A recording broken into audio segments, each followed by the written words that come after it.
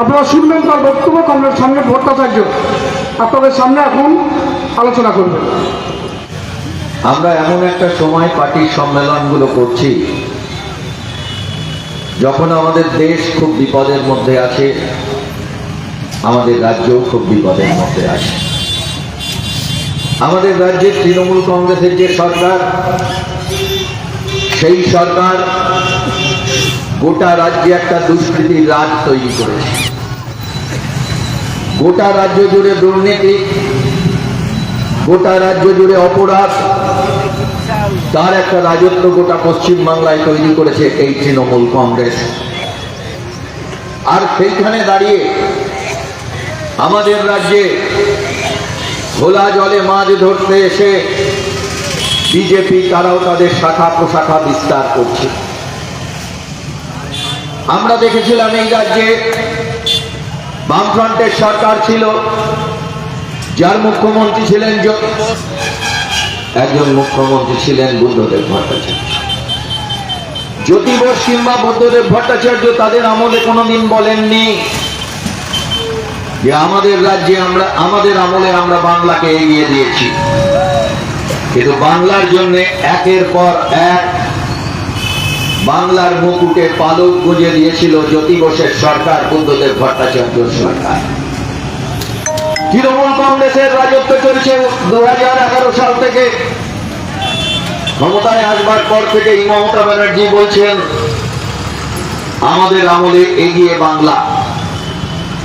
আমরা শুধু একটু দেখে নিতে চাই বামফ্রন্টের আমলে বাংলা কেমন ছিল, তৃণমূলের আমলে বাংলা কেমন হলো। পশ্চিম বাংলায় বামফ্রন্টের সরকার ধান উৎপাদনে গোটা দেশের মধ্যে 1 নম্বর রাজ্যের নাম পশ্চিমবঙ্গ। পশ্চিম বাংলায় বামফ্রন্টের সরকার পাটজাত দ্রব্য উৎপাদনে গোটা দেশের মধ্যে 1 নম্বর রাজ্যের নাম পশ্চিমবঙ্গ। পশ্চিম বাংলায় বামফ্রন্টের সরকার শাকসবজিতে গোটা দেশের মধ্যে 1 নম্বর রাজ্যের নাম পশ্চিমবঙ্গ। পশ্চিম বাংলায় বামফ্রন্টের সরকার মাছ চাষে গোটা দেশের মধ্যে 1 নম্বর রাজ্যের নাম পশ্চিমবঙ্গ। পশ্চিম বাংলায় বামফ্রন্টের সরকার ক্ষুদ্র শিল্পে গোটা দেশের মধ্যে 1 নম্বর রাজ্যের নাম পশ্চিমবঙ্গ। পশ্চিম বাংলায় বামফ্রন্টের সরকার মাঝারি শিল্পে গোটা দেশের মধ্যে 1 নম্বর রাজ্যের নাম পশ্চিমবঙ্গ। পশ্চিম বাংলায় বামফ্রন্টের সরকার স্বল্প সঞ্চয় গোটা দেশের মধ্যে 1 নম্বর রাজ্যের নাম পশ্চিমবঙ্গ। পশ্চিম বাংলায় বামফ্রন্টের সরকার তথ্য প্রযুক্তি শিল্পের অগ্রগতিতে গোটা দেশের মধ্যে 1 নম্বর রাজ্যের নাম পশ্চিমবঙ্গ। পশ্চিম বাংলায় বামফ্রন্টের সরকার পঞ্চায়েত ব্যবস্থায় গোটা দেশের মধ্যে 1 নম্বর রাজ্যের নাম পশ্চিমবঙ্গ। এই ছিল জ্যোতি বোসের বাংলা, এই ছিল বুদ্ধদেব ভট্টাচার্যের বাংলা, যে বাংলাকে ধ্বংসের দিকে নিয়ে চলে গেছে মমতা ব্যানার্জি আর তৃণমূল কংগ্রেসের নেতৃত্বে। এখন বাংলা খাদের কিনারায় এসে দাঁড়িয়েছে। জ্যোতি বোস কোনদিন বলেনি আমার আমলে এগিয়ে বাংলা। বুদ্ধদেব ভট্টাচার্য বাংলার জন্য এত কিছু করবার পরেও কোনদিন বলেননি আমার আমলে এগিয়ে বাংলা। আর তৃণমূল কংগ্রেসের নেত্রী মমতা ব্যানার্জি বলছেন তার আমলে এগিয়ে বাংলা। আমরা শুধু দেখে নিতে চাই তৃণমূলের আমলে বাংলা কেমন এগিয়েছে। পশ্চিম বাংলায় তৃণমূল কংগ্রেসের রাজত্ব নারী নির্যাতনে এগিয়ে বাংলা। পশ্চিম বাংলায় তৃণমূল কংগ্রেসের রাজত্ব শিশু পাচারে এগিয়ে বাংলা। পশ্চিম বাংলায় তৃণমূল কংগ্রেসের রাজত্ব জাল নোটের কারবারে এগিয়ে বাংলা। পশ্চিম বাংলায় তৃণমূল কংগ্রেসের রাজত্ব বেআইনি গরু পাচারে এগিয়ে বাংলা। পশ্চিম বাংলায় তৃণমূল কংগ্রেসের রাজত্ব বেআইনি আফিম গাঁজা চাষে এগিয়ে বাংলা। পশ্চিম বাংলায় তৃণমূল কংগ্রেসের রাজত্ব চাকরি চুরিতে এগিয়ে বাংলা। পশ্চিম বাংলায় তৃণমূল কংগ্রেসের রাজত্ব সারদা কেলেঙ্কারিতে এগিয়ে বাংলা। পশ্চিম বাংলায় তৃণমূল কংগ্রেসের রাজত্ব নারদা কেলেঙ্কারিতে এগিয়ে বাংলা। পশ্চিম বাংলায় তৃণমূল কংগ্রেসের রাজত্ব চিটফান্ড কেলেঙ্কারিতে এগিয়ে বাংলা। এই হচ্ছে কেলেঙ্কারির রাজত্ব। বাংলাকে এগিয়ে নিয়ে গেছে মমতা ব্যানার্জি এবং তৃণমূল কংগ্রেসের সরকার।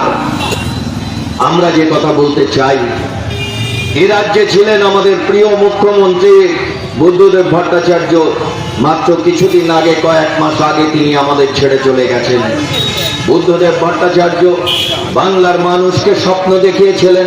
জ্যোতি বোসের নেতৃত্বে বামফ্রন্টে যে কৃষির শক্ত বুনিয়াদ তৈরি হয়েছিল, যেভাবে কৃষি ব্যবস্থা এগিয়ে গিয়েছিল, যেভাবে ল্যান্ড রিফর্ম হয়েছিল, যার মধ্যে দিয়ে কৃষক সমাজ অনেক দৃঢ় মাটির উপরে দাঁড়াতে পেরেছিল, পঞ্চায়েত ব্যবস্থা শক্তিশালী হয়েছিল, গ্রামের মানুষের হাতে অনেক বেশি করে ক্ষমতায়ন হয়েছিল, সেই জায়গায় দাঁড়িয়ে বুদ্ধদেব ভট্টাচার্য স্লোগান তুলেছিলেন, কৃষি আমাদের ভিত্তি, শিল্প আমাদের ভবিষ্যৎ। বাংলাকে শিল্পেও গোটা দেশের মধ্যে এগিয়ে নিয়ে যাওয়ার সংকল্প করেছিলেন বুদ্ধদেব ভট্টাচার্য। বুদ্ধদেব ভট্টাচার্য স্লোগান তুলেছিলেন, কৃষি আমাদের ভিত্তি, শিল্প আমাদের ভবিষ্যৎ। আর তৃণমূল কংগ্রেসকে দেখে আজকে বাংলার মানুষ বলছে দুর্নীতি তৃণমূলের ভিত্তি আর জেলখানা তৃণমূলের ভবিষ্যৎ। কেউ ওদের এই ভবিষ্যৎ আটকাতে পারবে না। সেই লড়াইয়ের মাঠটা প্রতিদিন চওড়া হচ্ছে। আমরা সেই লড়াইয়ের মাঠটাকে চওড়া করে এই লড়াইটায় শেষ পর্যন্ত এগিয়ে যেতে চাই। মানুষের জয়কে আমরা নিশ্চিত করতে চাই। এই আহ্বান আমরা এতদ অঞ্চলে সমস্ত গণতন্ত্র প্রিয় মানুষের সামনে রাখতে চাই। রাস্তার মোড় দিয়ে হাঁটতে গেলে আপনি মমতা ব্যানার্জির ছবি দেখতে পান। কথায় কথায় মমতা ব্যানার্জির অনুপ্রেরণায় কি কি হয়েছে তার লিস্ট আপনি দেখতে পান।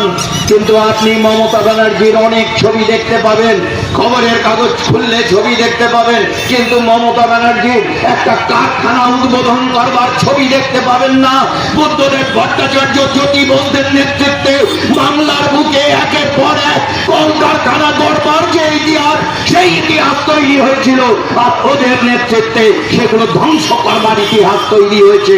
একটাও কলকারখানা কোনোদিন মমতা ব্যানার্জি উদ্বোধন করেননি, তাই তার ছবি আপনি দেখতে পাবেন না।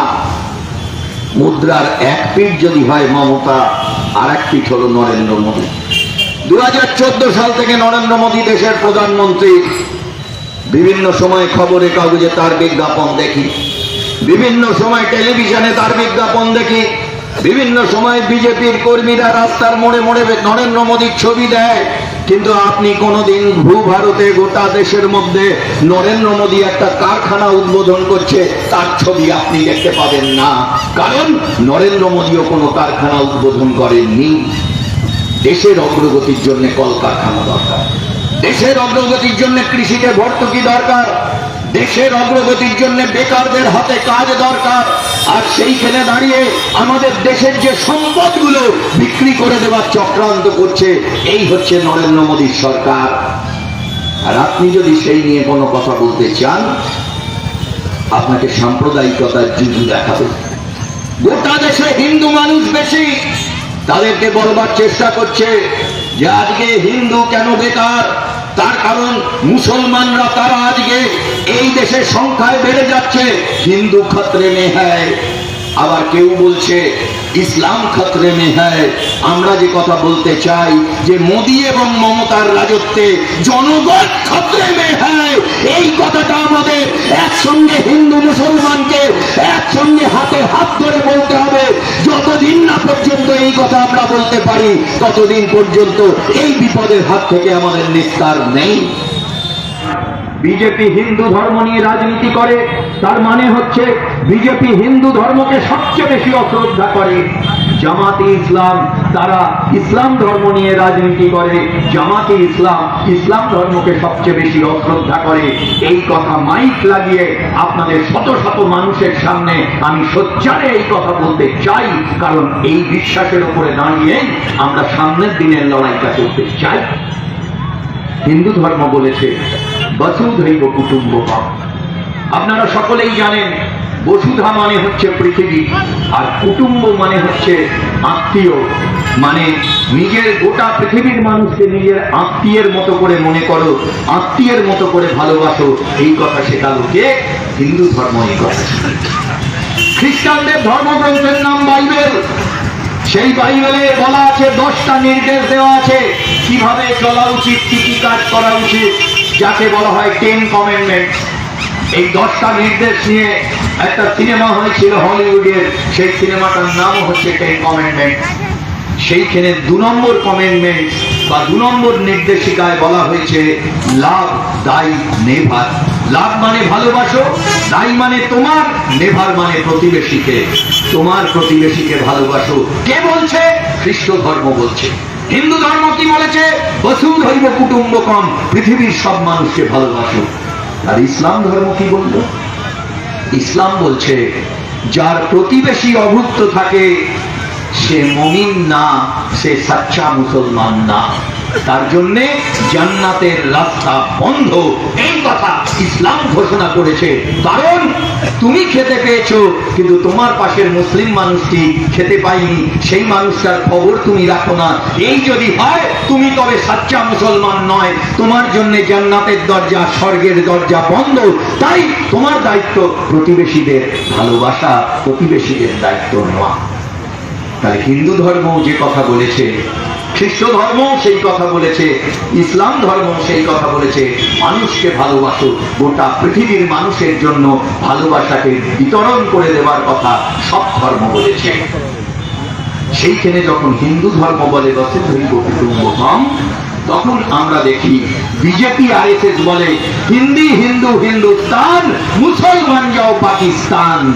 মুসলমানকে দেশ থেকে তাড়ানোর মধ্যে দিয়ে কোন বসুধৈব কুটুম্বকমের আহ্বান তারা করে? মানে বুঝতে হবে যে যদি বসুধৈব কুটুম্বকম যদি হিন্দু ধর্ম হয়, তাহলে হিন্দি হিন্দু হিন্দুস্তান, মুসলমান যাও পাকিস্তান যারা বলে তারা হিন্দু ধর্ম করে না, তারা হিন্দু ধর্মকে অসম্মান করে। এই কথা আমরা দৃঢ় কণ্ঠে বলতে চাই। হযরত মুহাম্মদ যিনি ইসলাম ধর্মের প্রবর্তক, তিনি এমন অসামান্য কতগুলো কথা বলেছিলেন, তার আগের পৃথিবীর কোন ধর্ম সেই কথা বলবার কথা ভাবতে পারিনি। যখন 622 সালে হযরত মুহাম্মদ ইসলাম ধর্ম প্রবর্তন করছেন, তখন তিনি গুরুত্বপূর্ণ কয়েকটা কথা সমাজে মানুষের জন্য বলেছিলেন। তিনি দেখেছিলেন গরিব মানুষ তারা নিপীড়নের শিকার হয়, সেই কারণে তারা তখন হতাশ হয়ে গরিবেরা পরস্পরের মধ্যে কলহ করে, মারামারি কাটাকাটি করে। সেই সময় দাঁড়িয়ে হযরত মুহাম্মদ প্রথম যে কথাটা বলেছিলেন, প্রতিবেশীরা সদ্ভাব করে থাকো, প্রতিবেশীদের মধ্যে কলহ করো না। 1 নম্বর পরামর্শ হযরত মুহাম্মদ। 2 নম্বর কথা, যে কথা কোনোদিন কোন ধর্ম তার আগে বলেনি, হযরত মুহাম্মদ বললেন শ্রমিকের গায়ের ঘাম শুকোনোর আগে তার মজুরি মিটিয়ে দিতে হবে। আর কোন ধর্মের পাতায় আপনি এই কথা পাবেন না। পৃথিবীর আধুনিক ধর্ম হিসেবে ইসলাম ধর্মের প্রবর্তক হযরত মুহাম্মদ সেদিন এই কথা বলেছিলেন। মেয়েদের সম্পত্তিতে অধিকার দিতে হবে, এই কথা হযরত মুহাম্মদ বলেছিলেন। অকারণে কোনো মানুষকে হত্যা করবে না, এই কথাও হযরত মুহাম্মদ শিখিয়েছিলেন। আর যুদ্ধ করতে হয়েছিল তাকে। আপনারা জানেন মক্কায় হযরত মুহাম্মদকে খুন করতে এসেছিল। মদিনাতে কুরাইশরা হযরত মুহাম্মদের উপরে আক্রমণ করার চেষ্টা করে। তখন হযরত মুহাম্মদ একটা সেনাবাহিনী তৈরি করেছিলেন। কিন্তু আমরা জানি যে আমাদের দেশের সেই ইতিহাসের কথা, যে মহাত্মা গান্ধী তিনি অহিংস যুদ্ধের কথা বলেছেন, কিন্তু তার বহু বছর আগে এই পৃথিবীতে প্রথম অহিংস যুদ্ধের বাণী শুনিয়েছিলেন হযরত মুহাম্মদ। তিনি কি বললেন? কেমন ভাবে শত্রুকে পরাজিত করব? শত্রুকে খুন করব না, শত্রুর রক্ত মাটিতে ফেলবো না, কিন্তু নিজের একটা বিশাল বাহিনী নিয়ে অতর্কিতে শত্রুর ওপরে হামলা করব। তাদের শত্রু যখন ভয় পেয়ে যাবে তখন তাদের শর্ত দেব, তোমাদের কাউকে মারবো না, কাউকে হত্যা করব না, কিন্তু আমার কথাগুলো তোমাদের মানতে হবে। এভাবেই মক্কা চুক্তির মধ্যে দিয়ে কিভাবে অহিংস যুদ্ধ করে জয়ী হওয়া যায় পৃথিবীর সামনে সেই নিদর্শন রেখেছিলেন হযরত মুহাম্মদ। 632 সাল হযরত মুহাম্মদ এই পৃথিবী ছেড়ে চলে গেছিলেন। চলে যাওয়ার আগে তিনি আরাফাত পর্বতের পাদদেশে দাঁড়িয়ে তার শিষ্য শিষ্যাদের উদ্দেশ্যে তার শেষ বাণী দিয়েছিলেন। সেইখানে তিনি বলেছিলেন, ধর্ম নিয়ে বাড়াবাড়ি করো না, ধর্মের প্রাণ কেন্দ্রে থাকে মানুষ। সেই কথাটা সব সময় হৃদয় দিয়ে উপলব্ধি করার চেষ্টা করবে। মানুষের যাতে মঙ্গল হয় সব সময় সেই দিকে চেষ্টা করবে। আর ধর্ম নিয়ে বাড়াবাড়ি করতে গিয়ে বহু ধর্ম পৃথিবী থেকে লোপ পেয়ে গেছে, কখনো সেই পথ ধরে যাবে না। আমরা হযরত মুহাম্মদের এই কথাগুলোকে বুকের বাঁদিকে হিন্দু মুসলমান নির্বিশেষে সমস্ত মানুষ যারা মানুষের মতো মানুষ হিসেবে বাঁচতে চায় তারা এই বাণীকে বুকের মধ্যে রেখে দিতে চায়। সেইখানে দাঁড়িয়ে জামাতে ইসলামের লোকেরা যখন পাকিস্তানের পেশোয়ারে আজ থেকে মাত্র কয়েক বছর আগে তারা যখন সেইখানে একটা স্কুল ভর্তি বাচ্চা বাচ্চা ছেলে মেয়েরা যেখানে পড়ে সেইখানে নির্বিচারে গুলি চালালো, গুলি চালানোর মধ্যে দিয়ে 147 জন ছাত্র ছাত্রী মাস্টার মশাই দিদিমণি শিক্ষাকর্মী তাদের মৃতদেহ লুটিয়ে পড়েছিল। আমরা সেই সময় জানতে চাই হযরত মুহাম্মদের এই শান্তির ললিত বাণী সেদিন কোথায় তোমরা রেখেছিলে?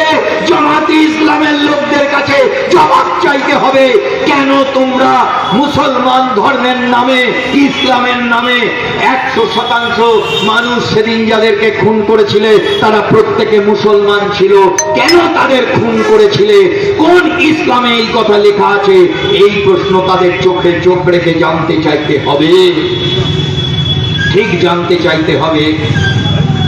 যখন আমরা দেখি রাজস্থানের মাটিতে আশরাফুল বলে একটা মানুষকে, মালদা জেলার তিনি ছিলেন একজন শ্রমিক, সেই শ্রমিক পরিযায়ী হিসেবে রাজস্থানে কাজ করতে গেছিলেন। কারণ মমতা ব্যানার্জির রাজত্বে আমাদের রাজ্যে কাজ কমে যাচ্ছে। মালদা, মুর্শিদাবাদ, উত্তর 24 পরগনা, দক্ষিণ 24 পরগনা, একের পর এক জেলা থেকে ভারতবর্ষের বিভিন্ন রাজ্যে এমনকি ভারতের বাইরেও কাজ করতে চলে যাচ্ছে আমাদের রাজ্যের শ্রমজীবী গরিব দুর্গ মানুষ।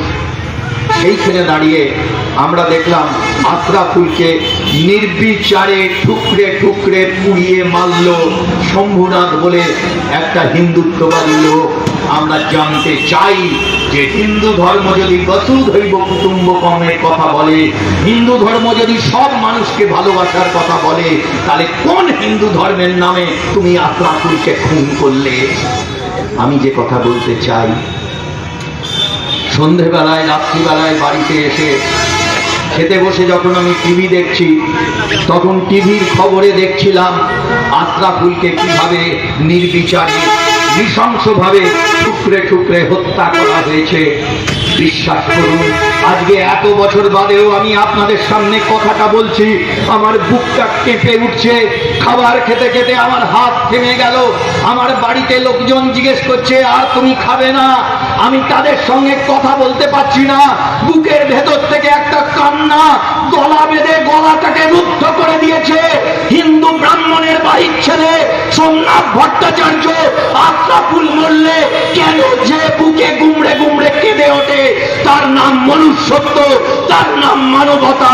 এই মানবতা আর মনুষ্যত্বের নামে আমরা চলতে চাই, গোটা সমাজকে আলোকিত করতে চাই। এই কথাটাই আমরা সমস্ত মানুষের কাছে, হিন্দু মুসলমান নির্বিশেষে সব মানুষের কাছে পৌঁছে দিতে চাই। সবার উপরে মানুষ সত্য, তাহার উপর নাই। এইটাই যেন